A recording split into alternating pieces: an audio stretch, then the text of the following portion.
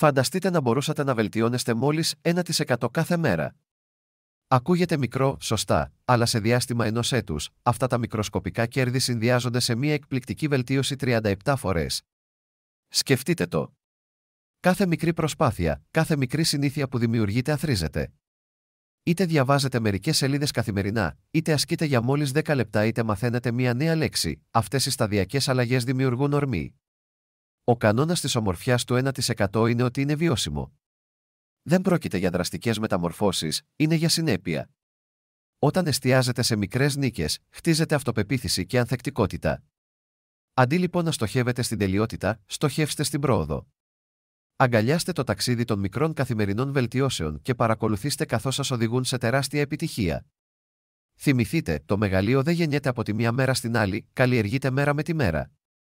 Μην ξεχάσετε να κάνετε like στο βίντεο και να εγγραφείτε στο κανάλι για περισσότερο περιεχόμενο.